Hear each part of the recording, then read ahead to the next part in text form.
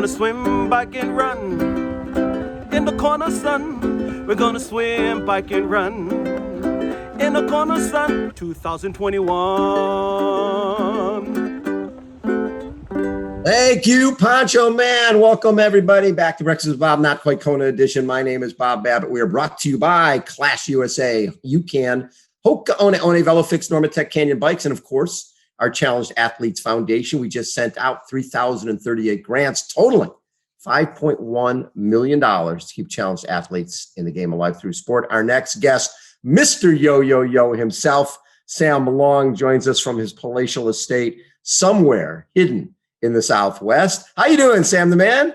Yo, Bob. What's going on, man? And that's terrific. $5.1 million raised for challenge athletes. That's great news. Yeah, actually, we last week in New York, we raised 1.1 million at a party. And then last night we raised probably a couple 100,000 up in San Francisco. So it's 136 million we've raised now in 27 years. So it's pretty amazing. Yeah, really, really good stuff. So first of all, we haven't chatted since St. George.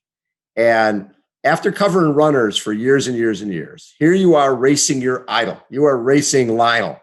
And if you're a runner and you come up behind the guy, you sit on him. You don't go side by side. I know. What did Ryan Bolton say to you afterwards? He's like, you just need more experience. And he's like, if you had another year of racing and tight races, you would have won that race. And he's like, it wasn't fitness. And the thing is, I don't regret it, though, because it was great television. Yeah, I guess, it was great television. But to me, to go up against Lionel, like, I didn't want to do it in some way where I outsmarted him or outmaneuvered him. Like, I wanted to do it like man to man and like, just like, wear each other down, and then the better man wins. And that's pretty much what we did. I guess it would have been good to play a bit more tactical, but I actually thought I would run right past him when I came past because I was running so much faster on the downhill. But then in true Lionel fashion, he just rose right to the occasion and stepped it up. The other thing that has to be confusing when you've got Daniel Backegaard out there, running side by side with Lionel, and you guys have no idea that he's been DQ'd and he's out of the race. And, I've talked to Daniel, and either it doesn't really matter why, but the fact that he's there, how does that, you don't know. So it's really, the guy should not have been there, right? Should have been taken off the course so that that whoever you're racing with is legitimately in the race. Yeah, exactly. And I like Daniel quite a bit. And I do too. I think Daniel's awesome. Exactly. And whether the penalty was deserved or not is a different question. But once you've got the penalty, like, we can't allow people who have a penalty to be out running at the front of a race. No matter who it is, whether it's Jan Frodeno or Lionel Sanders or myself, because it completely changes the race. And I remember, because I got dropped on the final uphill with about 4 miles to go before I caught back up. And when they dropped me, Daniel went and gave a fist bump to Lionel. And so I thought this guy's in the race, and it actually egged me on because they thought, oh, Sam's out of the race. Oh, we got him. And I was like, well, I'm not out of the race. You guys are going to see me again. And it definitely impacted the race. And I think it gave Lionel someone to push when I was struggling a bit on some of those uphills. And it's hard to say. If Lionel had ran, 15 seconds slower on those uphills, then I might have been able to blow right past him on those, on especially the steep downhill that I ran a lot faster. So, we'll never know. Some weird things happened at that race. Yeah. So when you look back and you go, I think the first time you were in that race was 2015, something like that, 16. As a pro. Yep, as a pro. Yep. As a pro. And you were 33 minutes back of Lionel. Yep. And here you are side by side a number of years later, running with a guy who you idolize. How special was that?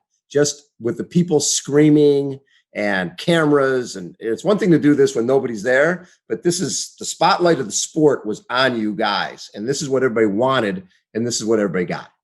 Yeah, exactly. And especially at that course, right? Because it's an out and back.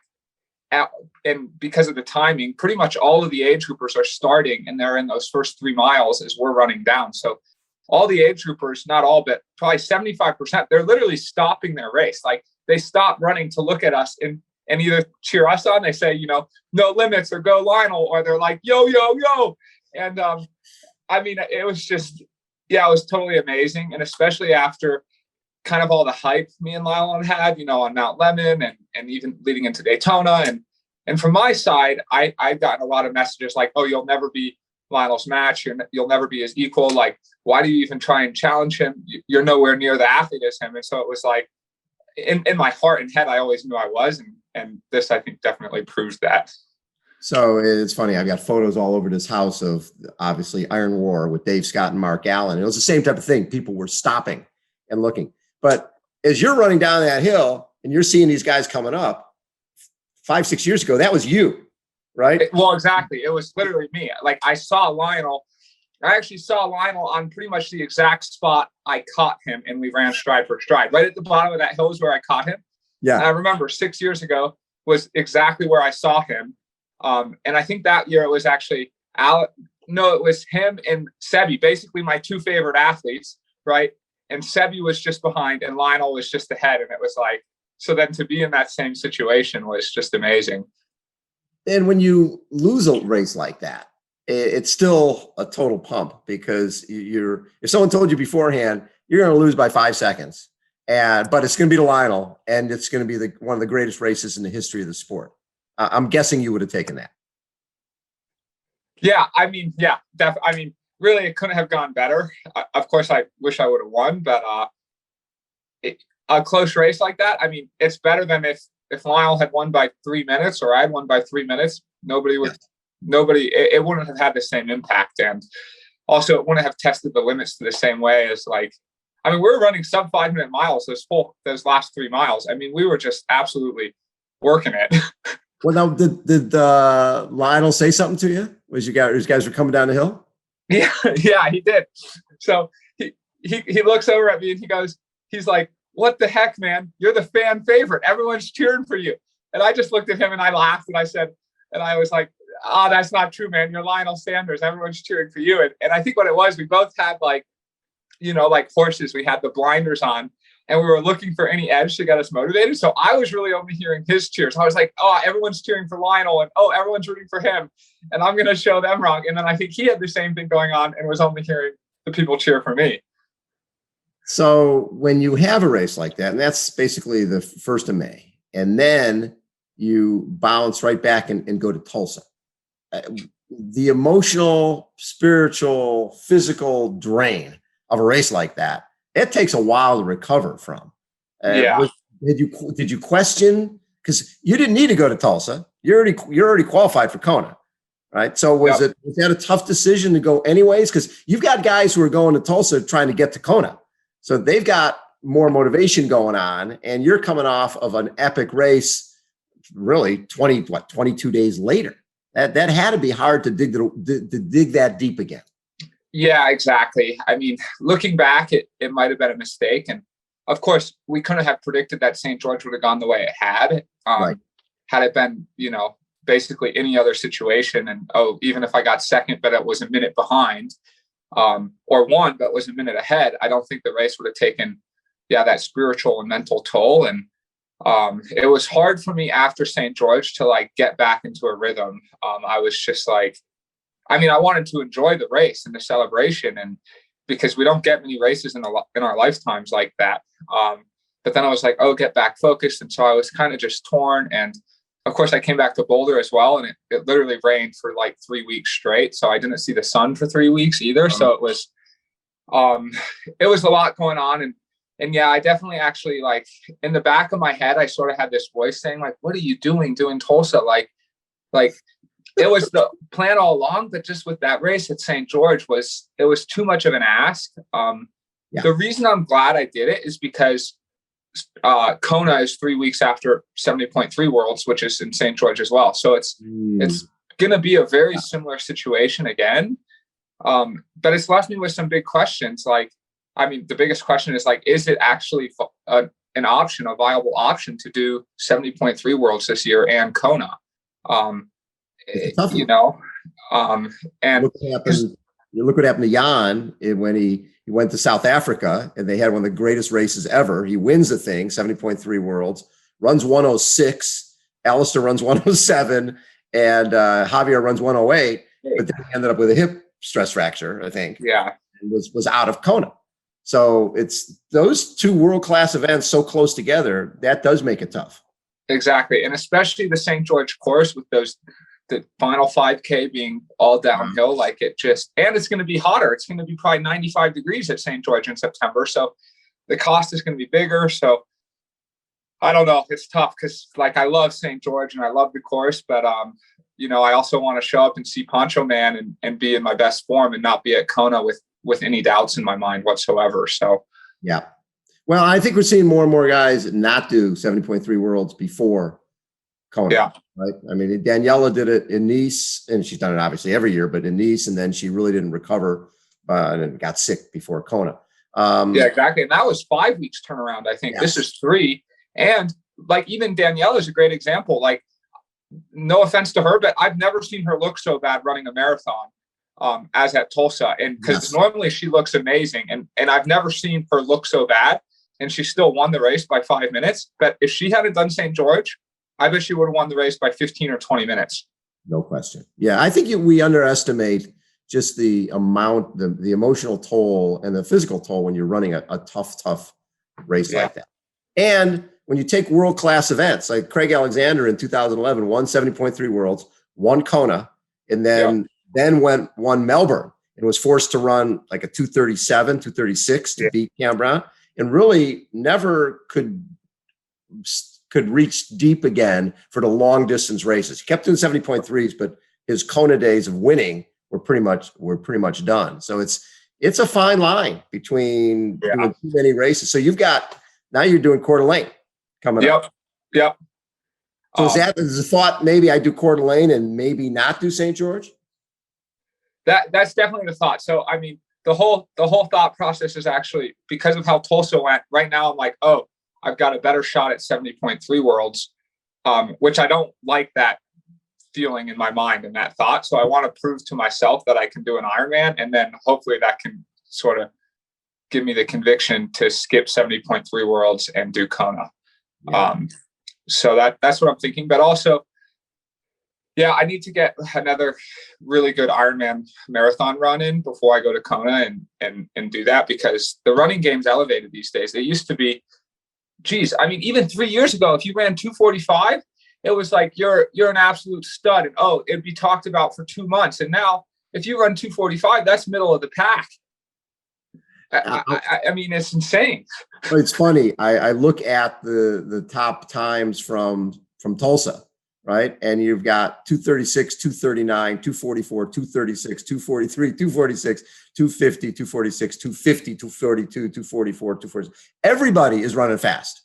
Right? Yep. Everybody, and I'm sure the shoes have something to do with it, but just the training and the racing has gotten so intense. Yeah, well, let's not forget the drafting too, I think, is having a benefit on the road. Well, talk a little bit about that, because we both saw the result when you go to a place like Daytona, and it's 20-meter draft rule, and it's pure, right? People are time trialing. And even if they slip in the 18 meter, you're still not getting anything. You're not getting anything. But if it's 12 and people slide into 8 and 9, you're getting plenty. So would you like to see the Ironman at 70.3 move to 20 meters? I would absolutely. I think it's the next evolution.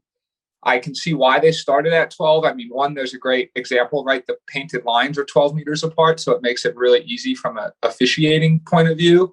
Yep. But it also used to be, we didn't have the same depth of fields. Like even at Kona, you would have really 3 or 4 guys that were really there to win. And now you've got so many people. We're all at such a similar level on the bike. I mean, like the Uber biker, it's kind of gone. The difference between an Uber biker and a really good biker, which is everyone, is like very small. Well, it used to be if you were an Uber biker, you would bike 15 minutes into the rest of the group, And so we're just seeing you start to get this big, long string of packs. And it's not only like, oh, it's one guy at 10 meters. It's then like, what if you're the 10th guy and you're all at 10 meters? Like that 10th guy is saving like 50 or 60 watts. And it's just, it's completely changing the dynamics of the race. And I mean, yeah, it's a question of if we want it to be fun like that, it maybe makes it more interesting, but it's definitely not in the spirit of Ironman racing and of non-draft triathlon. So when you're at Tulsa and you look back behind you on the bike and you know the wattage you're pushing, and there's a group of 15 guys right behind you, and you normally would feel like they would be gone, but now they're there, and you know they're saving their legs for the run. And that's a toughie, because you don't want to be that guy dropping back. You want to be the guy pushing away. Well, exactly. And you know, my inexperience definitely showed at Tulsa with this. And the hardest thing too is that we had Patrick Lang 4 minutes up the road. And so I'm like, really, we're going to give Patrick Lang 4 minutes going into T2? Does anybody here want to have a shot at winning? Because I'm going to tell you right now, if he's got 4 minutes, none of us are getting close to winning this race. And nobody did. He won by 5 minutes. But, you know, at some point, like, I started looking back and saying, like, come on, guys, help me pull. And Joe Skipper and Bart Arnault did. They helped me pull, but nobody else would help pull. Right. So it actually turned into a bit of this like bike race. You know, I would pull, and then Bart would come through, and then Joe would come through, and then we would all be like, hey, and then it would be my turn to come through again. And I'm like, what the heck? It's someone else's turn to take a pull. So then we would all sit up. We would all pedal really slow. You know, Lang would get another 30 seconds up the road. And then I'd be like, okay, well, I'm not pulling everyone. So then I would try and attack. And then we would ride really hard for like 3 or 4 minutes. And then I'd look back and see, oh, everyone's still just riding at 10 meters. So I'm like, oh, it's not going to work. All right, Joe, come on through. All right, Bart, come on through. They come, they take a short pull, and we basically repeated that for 50 or 60 miles. And our overall pace was actually pretty slow because, you know, out of maybe 10 or 15 minutes, we were only biking fast for 3 minutes of it. Now, what's interesting is when you have a champion, like Patrick Lang has won Ironman twice, won world championships twice. And when people start saying, oh, he can't ride the bike, I always look back at Craig Alexander, and he didn't have to be the guy at the front of the pack. Right. And until the guys attacked him back in 2010, when Cormac and those guys attacked him, got a big 8-minute lead. And then even a 2:41 marathon didn't work for him. So Patrick Lange obviously knows he has to work on his bike.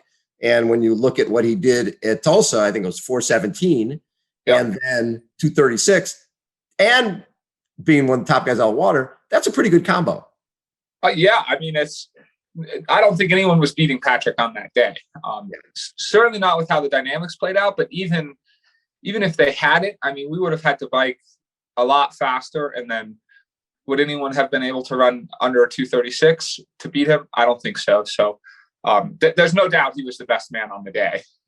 So when I look at this past year, right, and people knew of Sam Long, but really your coming out party, I think Daytona, when people were saying, oh, a lot of Euro guys, we're going to lap him, right? We're going to lap this guy. He's big mouth on social media. He's too big. He can't run.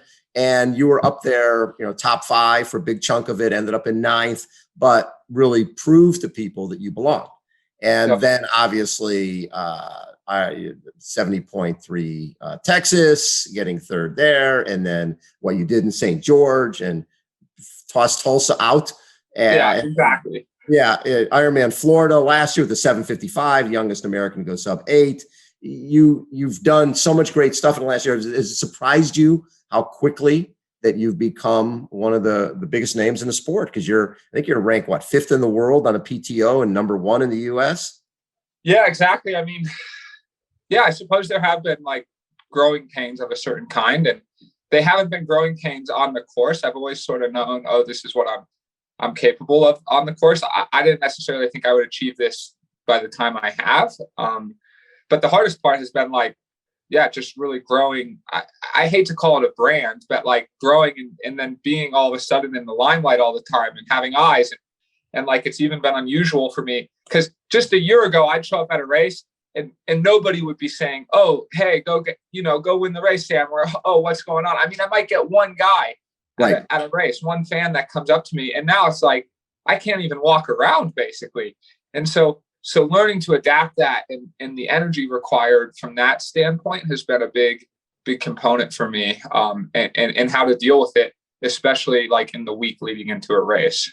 It's fascinating. I remember interviewing Craig Alexander once after he had, won Ironman. And I said to Craig, is it hard when you come here, Kona week? You're defending champion. He goes, but that's why we do what we do. I want that attention because that's how I pay back all my sponsors who've been with me forever. Right. So it's dealing with it and planning for it because now it's happening. And it is when it first happens, you're like, oh my God, I can't walk a block. But now that it's going to happen, you allow more time to get to different things because that's exactly.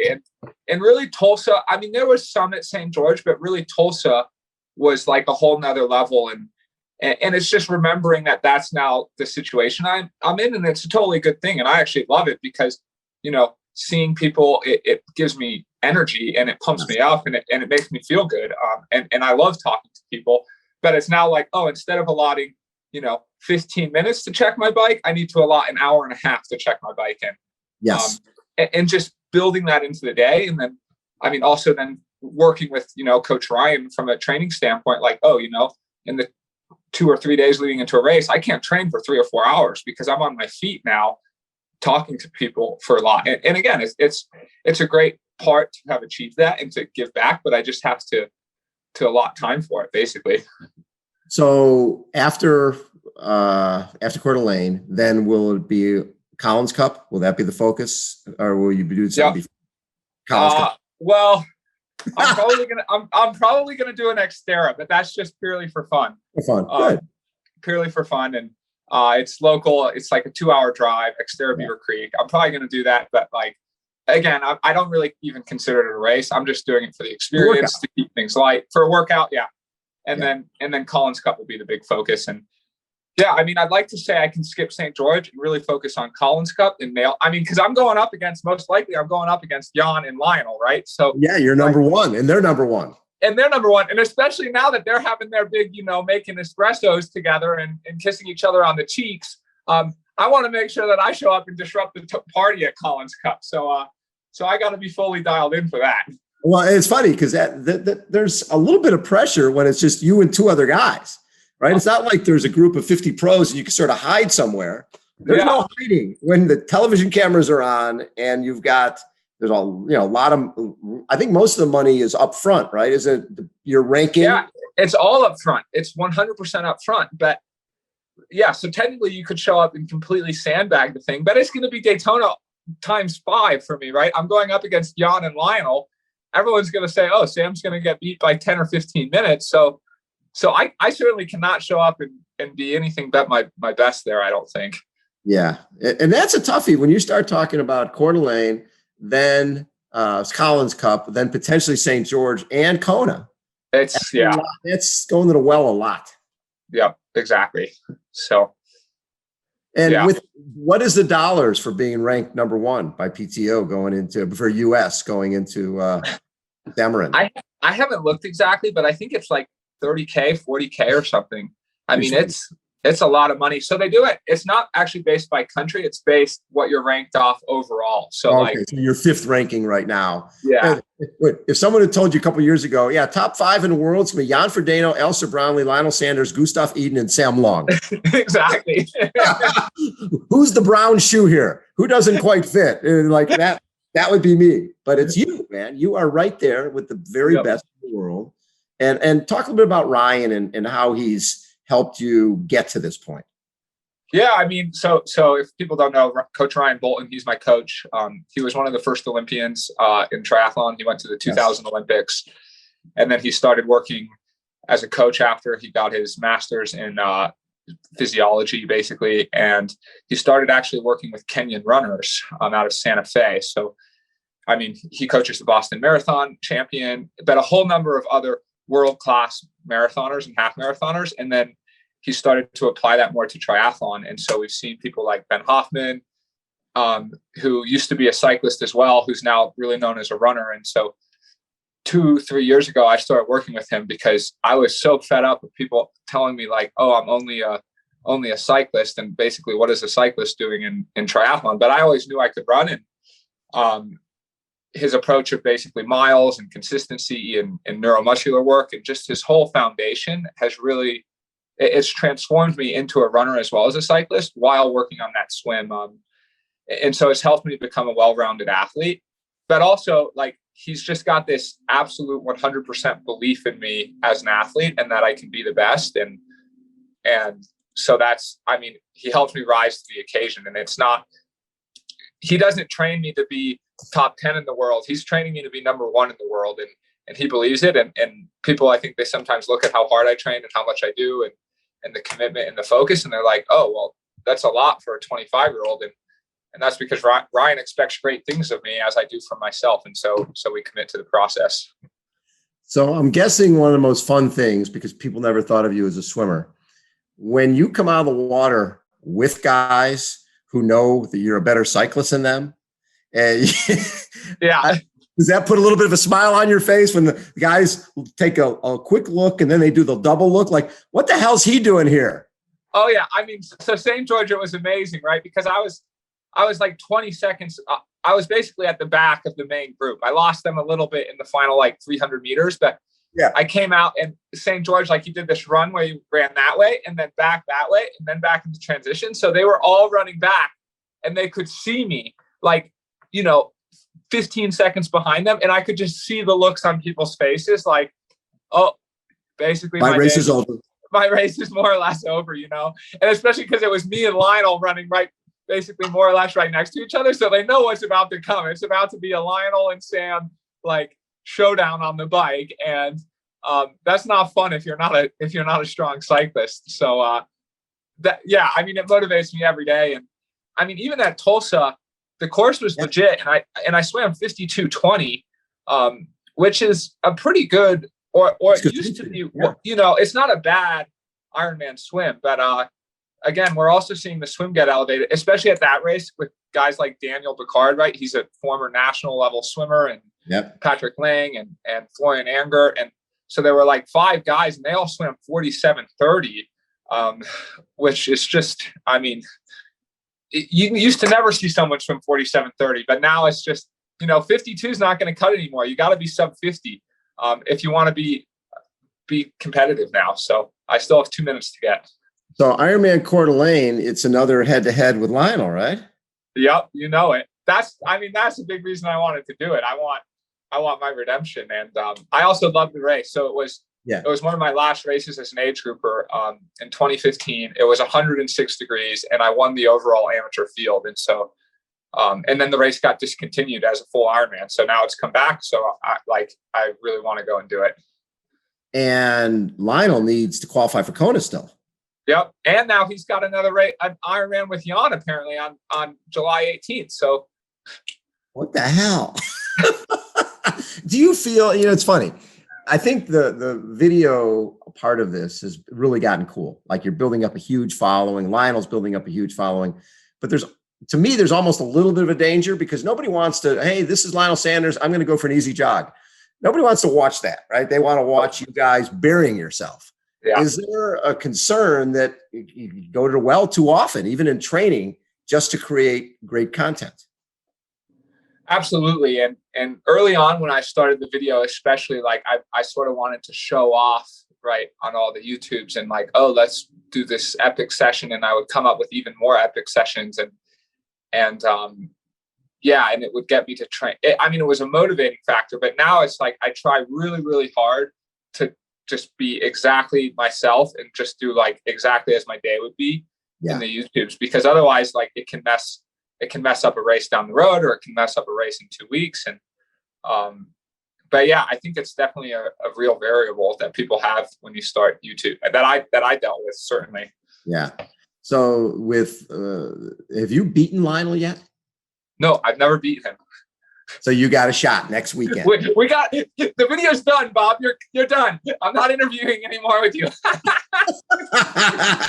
Now you get to take him down in Coeur d'Alene. I love it. Yeah. And since you already have your spot in Kona, you got nothing to lose. You're playing with house money. Exactly. I got nothing to lose. I can go for broke if I blow up. Whatever. It's a great time for me to test a whole number of things, really. And Yeah, I mean, also that's another reason to do another Ironman for me before. And I know it sounds crazy to do another Ironman before Kona, but like my nutrition plan just wasn't quite perfect at Tulsa. I dealt with a lot of back pain, and we didn't really know why. So I've been kind of figuring out why. Like I think I might have been arching my back in the swim. Anyways, obviously I don't want to have severe back pain at Kona, so I've doubled down on PT exercises, and hopefully my back pain's going to be gone. And then I know, okay, this is what I need to do into Kona. So it's really just an experimentation race for me. Love it. Sam, as always, I always appreciate your time. It's always so much fun to chat with you. I just love the journey this last year, watching you. You're just so comfortable in your skin. And you were used to be, I'm sure, when you would read negative stuff, you're like, oh my God, is that true? Now you're like, bring it on. All this stuff is fuel, man. Hate me, love me, I don't care. Just spell my name right. Exactly, which is pretty easy because my whole name's 7 letters, first and last name. It's pretty easy too. Yeah. Sam Long has been our guest, everybody. Sam, really appreciate the time and best of luck in Coeur d'Alene. Yep. Thank you so much, Bob. Thanks everybody for tuning in. Breakfast with Bob, Not Quite Kona edition. We'll catch you next time. See ya.